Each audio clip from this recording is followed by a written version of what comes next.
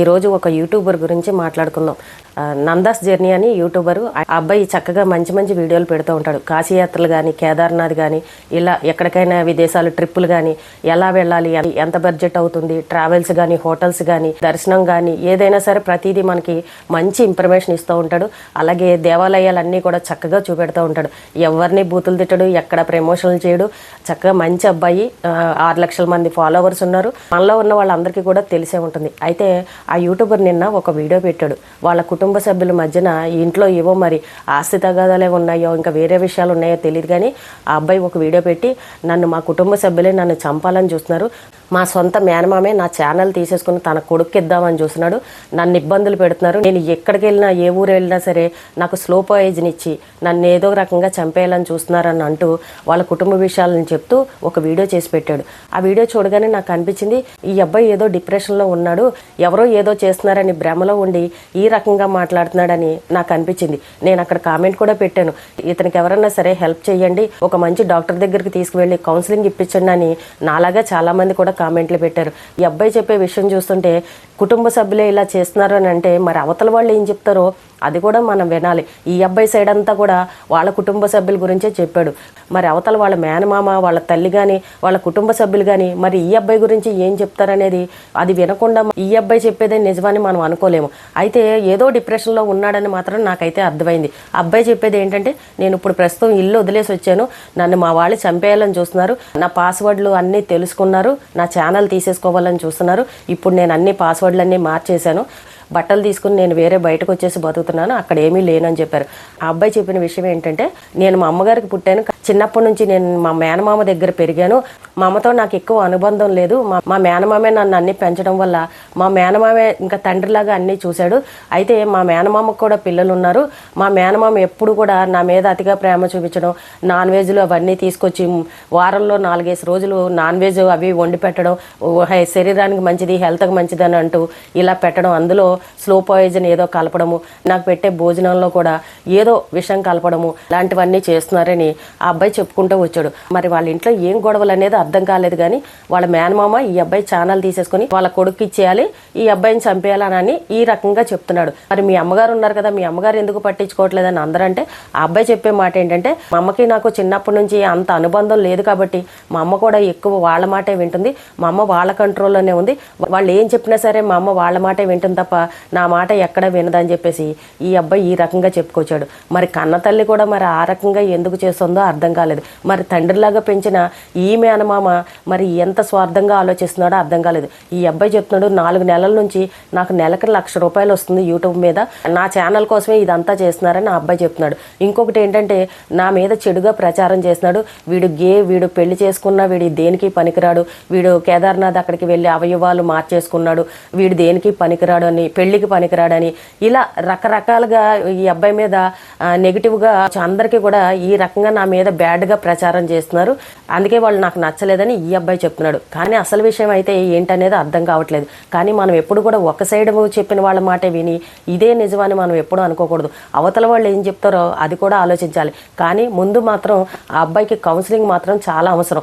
అందరూ అన్నారు, నువ్వు ముందు కంప్లైంట్ ఇవ్వచ్చు కదా, మరి మీ సొంత వాళ్ళు ఇలా చేస్తే నువ్వు కంప్లైంట్ ఇవ్వకుండా ఎందుకున్నావు అని అడిగారు. ఆ అబ్బాయి చెప్తున్న మాట ఏంటంటే, నేను ఇల్లు వదిలిపెట్టేసి వచ్చేసాను, నేను ఇప్పుడు పోలీస్ కంప్లైంట్ ఇవ్వాలని అంటే కొన్ని ప్రూఫ్స్ని చూపించాలి, నేను ఏ ప్రూఫ్ లేకుండా పోలీసులు వాళ్ళు నమ్మరు కదా, ఆ ప్రూఫ్లు అన్నీ కావాలని అంటే అవన్నీ ఇంట్లో ఉన్నాయి, నేను ఇప్పుడు వెళ్ళి తీసుకురావాలన్నా అది వెళ్ళే అవకాశం లేదు, అందుకోసమనే నేను పోలీస్ కంప్లైంట్ ఇవ్వట్లేదు, 2 వారాలు కనుక నా వీడియో కనుక రాలేదు అని అంటే నన్ను ఎవరో ఏదో చేశారనే అర్థము, మీరందరూ ఈ వీడియోని డౌన్లోడ్ చేసి పెట్టుకోండి, నేను తర్వాత మళ్ళీ నెక్స్ట్ వీడియో పెడతానో లేదో కూడా నాకు తెలీదు, బతుకుంటే పెడతానని చెప్పేసి ఈ రకంగా చెప్పాడు. నాకు వెంటనే అనిపించింది, అయ్యో ఇంతమంది ఉన్నారే, ఎవరు కూడా ఏమీ చేయలేకపోతున్నారు, ఆ అబ్బాయికి హెల్ప్ చేసే ముందు ఆ అబ్బాయికి కౌన్సిలింగ్ ఇచ్చి అసలు వాళ్ళ మేనమామ ఎవరు, వాళ్ళ తల్లి ఎవరు, వాళ్ళ కుటుంబ సభ్యుల దగ్గరికి వెళ్ళి విషయం ఏంటని ఎవరన్నా మాట్లాడితే బాగుండు కదా అని నాకు అనిపించింది. మరి ఆ అబ్బాయికి దగ్గరగా ఫ్రెండ్స్ ఎవరైతే ఉంటారో, ప్రతిరోజు కాంటాక్ట్లో ఉన్నవాళ్ళు కానీ, ఇప్పుడు ఏంటంటే ఆ అబ్బాయి సొంత వాళ్ళ మీద బంధువుల మీద నమ్మకం లేదు, ఎవరన్నా ఇప్పుడు ఆ అబ్బాయికి హెల్ప్ చేయాలని అంటే బయట ఇలా ఫ్రెండ్స్ ఎవరన్నా యూట్యూబర్లు కానీ ఇలాంటి వాళ్ళు ఎవరన్నా హెల్ప్ చేస్తేనే బాగుంటుంది. ఇప్పుడు ఆ అబ్బాయి డౌట్ అంతా సొంత బంధువుల మీదే ఉంది కాబట్టి కాబట్టి ఇప్పుడు వాళ్ళు ఏం చెప్పినా కూడా ఈ అబ్బాయి వినే పరిస్థితిలో లేడు. అబ్బాయికి దగ్గరగా పరిచయం ఉన్న వాళ్ళు, క్లోజ్గా ఉండే వాళ్ళు ఎవరైనా సరే అసలు వాళ్ళ కుటుంబ సభ్యుల దగ్గరికి వెళ్ళి ఆ అబ్బాయిని కలిసి అటు సైడ్ ఇటు సైడ్ విషయం ఏంటని తెలుసుకొని ఆ అబ్బాయికి ఒక మంచి కౌన్సిలింగ్ ఇచ్చి ఒక ధైర్యం చెప్పి చక్కగా మంచి మాటలు కనుక చెప్పారు అని అంటే ఆ అబ్బాయికి కొంచెం ధైర్యం అనేది వస్తుంది. ఇప్పుడు ఇలాగే వదిలేసాం అనుకోండి, మనం నిన్న చూసాం విజయారెడ్డి విషయంలో చూడండి, ఆ అమ్మాయి ఎందుకు చచ్చిపోయిందో ఈ రోజు వరకు ఎవరికీ తెలియట్లేదు. చక్కగా బాగా చదువుకుని మంచి ఉద్యోగం చేస్తుంది, కుటుంబ సభ్యులు ఏ సమస్యలు లేవని అంటారు, భర్త కూడా మంచివాడే. ఏదైనా జరిగిపోయిన తర్వాత అయ్యో జరిగిపోయిందే ముందు ఎవరికన్నా చెప్పుంటే బాగుండని మనం అందరం మాట్లాడేసుకుంటాం. కానీ ఆ అబ్బాయి ఆ రకంగా చెప్తున్నాడని అంటే ఎవరో ఒకళ్ళు పట్టించుకుంటే బాగుండు కదా, ఎవరన్నా అబ్బాయితో మాట్లాడి అసలు విషయం ఏంటో తెలుసుకుంటే బాగుంటుందని నాకైతే అనిపించింది. ఇలాంటి వాళ్ళని ఇలాగే వదిలేసాం అనుకోండి, ఇలా భయపడిపోయి లేని అనుమానాలను పెట్టేసుకుని ఒక డిప్రెషన్లోకి వెళ్ళిపోయి ఏదో ఒకటి చేసుకుంటారు. అంత జరిగేదాకా మనం ఎందుకు చూస్తూ ఉండాలండి? ఒక ప్రాణం పోయిన తర్వాత మనం ఎన్ని మాట్లాడుకుంటే మాత్రం ప్రయోజనం ఏముంది? కానీ అంటే అతని మాటలు బట్టి అర్థమైంది ఏంటి, అతను ఒక డిప్రెషన్లో ఉన్నాడు. ముందు అర్జెంటుగా విషయం ఏంటనేది తెలుసుకోవాలి. ఎవరు మాట్లాడకుండా ఇలాగే వదిలేస్తే రేపు ఏదైనా జరిగిన తర్వాత ఎంత బాధపడి మాత్రం ప్రయోజనం ఏముంది? ఎవరో ఒకరు పట్టించుకొని వాళ్ళ అమ్మగారు వాళ్ళ దగ్గరికి వెళ్ళి విషయం ఏంటని తెలుసుకుంటే కనుక ఆ అబ్బాయిని కొంచెం సేవ్ చేసిన వాళ్ళం అవుతాం. అయితే చాలా మంది కామెంట్లో అంటున్నారు, ఏదో పాయిజన్ పెట్టారు అంటున్నావు, నువ్వు ఏ హోటల్కి వెళ్ళినా టూత్ పేస్ట్లో పాయిజన్ పెట్టారు, ఫుడ్లో పాయిజన్ పెట్టారు, తాగే నీళ్ళల్లో వాటర్ బాటిల్స్ మార్చేశారని ఈ రకంగా అబ్బాయి చెప్తున్నాడు. ఇవైతే నాకు నమ్మబుద్ధి కాలేదు. కానీ ఆ అబ్బాయి ఏదో భయంలో ఉన్నాడు. ఇలాగే ఎవరు పట్టించుకోకుండా వదిలేశారనుకోండి, వాళ్ళ ఆలోచన విధానం ఎటేటో వెళ్ళిపోతుంది. ఏ సమయంలో వాళ్ళ మైండ్ సెట్ ఎలా ఉంటుందో మనకు అర్థం కాదు. ఇప్పుడు కుటుంబ సభ్యులు ఎవరు కూడా ఆ అబ్బాయికి దగ్గరగా లేరు. అలాగే కుటుంబ సభ్యులు రమ్మని పిలిచినా సరే ఆ అబ్బాయి నమ్మే పరిస్థితి లేదు. ఇంకా మరి బయట వాళ్ళు ఎవరు పట్టించుకుంటారు? పోనీ అబ్బాయి ఏమన్నా చదువుకోలేని వాడా, ఏమన్నా అబ్బాయికి ఏమీ తెలియదని అంటే ఇన్ని దేశాలు తిరుగుతున్నాడు, చక్కగా మంచి మంచి వీడియోలు చేస్తున్నాడు, చాలా పద్ధతిగా మాట్లాడతాడు, మంచి అబ్బాయి. మరి అలాంటి అబ్బాయికి మరి ఇలా మానసికంగా ఎందుకు బాధపడుతున్నాడో అస్సలు అర్థం కాలేదు. ఆ అబ్బాయిని ముందు చక్కగా ఒక మంచి డాక్టర్ దగ్గర తీసుకువెళ్ళి విషయం ఏంటని తెలుసుకుని కౌన్సిలింగ్ ఇస్తే బాగుంటుందని నాకైతే అనిపించింది. ఇప్పుడు చాలా కుటుంబాలు ఆస్తి తగాదాలు ఇలాంటివి ఏవో ఒకటి గొడవలు ఉంటూనే ఉన్నాయి. సొంత వాళ్లే మోసం చేసిన వాళ్ళు ఉన్నారు, సొంత వాళ్లే కక్షలు పెట్టుకున్న వాళ్ళు ఉన్నారు. కానీ ఈ అబ్బాయి విషయంలో ఏం జరిగింది అనేది మనకు అర్థం కావట్లేదు. మనం ఇప్పుడు ఈ అబ్బాయి చెప్పిందే విన్నాం, కానీ వాళ్ళ కుటుంబ సభ్యులు ఏం చెప్తారో, వాళ్ళ ఇంట్లో ఏం జరిగిందో, మరి ఈ అబ్బాయి కూడా అక్క చెల్లెళ్ళు వాళ్ళు అందరూ ఉన్నారు, మా చెల్లుందని చెప్పేసి కూడా చెప్తున్నాడు. మరి కన్న తల్లుండి చెల్లుండి మరి వీళ్ళందరూ కూడా ఈ అబ్బాయికి సపోర్ట్గా లేకుండా కేవలం మరి మేనమామే ఎందుకు ఇలా చేస్తున్నాడు, అసలు వాళ్ళ కుటుంబంలో జరుగుతున్న గొడవలు ఏంటి, ఇవన్నీ ఏంటనేది అర్థం కావట్లేదు. కానీ ఏది ఏమైనా కానండి, ఒక ప్రాణం పోకముందే మనం జాగ్రత్త పడాలి. ఎందుకంటే ఈ మధ్యకాలంలో మనం ఇలాంటి సంఘటనలన్నీ చూస్తున్నాం. అయ్యో ఏంటి వీళ్ళకి ఎంత సమస్య వస్తే ప్రాణాలు తీసుకోవాలా, ఎవరికన్నా చెప్తే బాగుండు కదా అని మనం మాట్లాడేస్తున్నాం. వాళ్ళల్లో వాళ్ళే కుమ్ములిపోయి బాధపడుతూ ఏదో ఒకటి చేసుకుంటున్నారు. అంటే అతను ఏమీ చిన్న యూట్యూబర్ కాదు, 6 లక్షల మంది ఉన్నారు, చాలా మంది ఫ్రెండ్స్ ఉంటారు, యూట్యూబర్లు ఉంటారు, పెద్ద పెద్ద వాళ్ళందరూ కూడా తెలిసిన వాళ్ళే ఉన్నారు. అలాగే అతని వీడియో కింద చాలా మంది కామెంట్లు పెట్టారు, బ్రదర్ నీకు ఏమి హెల్ప్ కావాలో చెప్పు మేము చేస్తాము, నీకు ఏ సహాయం కావాలో చెప్పు మేము అందరం ఉన్నామని ఎంతోమంది కామెంట్లు పెట్టారు. ఇప్పుడు ఏంటంటే అబ్బాయికి కుటుంబ సభ్యుల మీదే అనుమానం. కుటుంబ సభ్యులు అంటే ఒక ద్వేషం అనేది వచ్చేసింది.